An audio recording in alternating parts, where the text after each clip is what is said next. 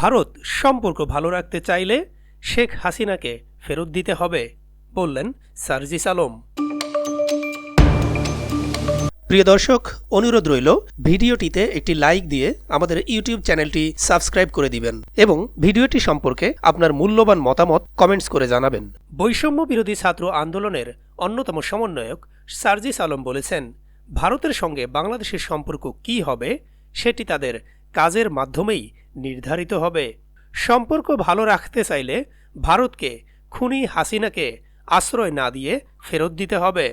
বাংলাদেশের মানুষ তার বিচার করবে। শনিবার দুপুরে রাজশাহী জেলা শিল্পকলা একাডেমিতে জুলাই শহীদ স্মৃতি ফাউন্ডেশন আয়োজিত অনুষ্ঠানে তিনি এসব কথা বলেন। সার্জিস আলম বলেন, গণ অভ্যুত্থানের বিশ্বাসের সঙ্গে বেইমানি করলে ছাড় দেওয়া হবে না। গুলি চালানো পুলিশ সদস্যদের শাস্তির বদলে বদলি করে নতুন পোস্টিংয়ের তদবির চলছে। মামলা বাণিজ্যের সঙ্গে বিভিন্ন রাজনৈতিক দলের নেতা ও প্রশাসনের ঊর্ধ্বতন কর্মকর্তারা জড়িত হচ্ছে।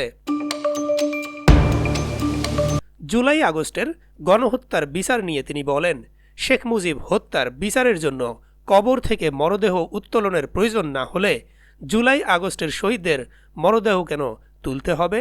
আর কোনো শহীদদের মরদেহ কবর থেকে উত্তোলন করতে দেওয়া হবে না। এ সময় রাজশাহী বিভাগের শহীদ পরিবারের মাঝে আর্থিক সহায়তার চেক হস্তান্তর করেছেন সার্জিস আলম।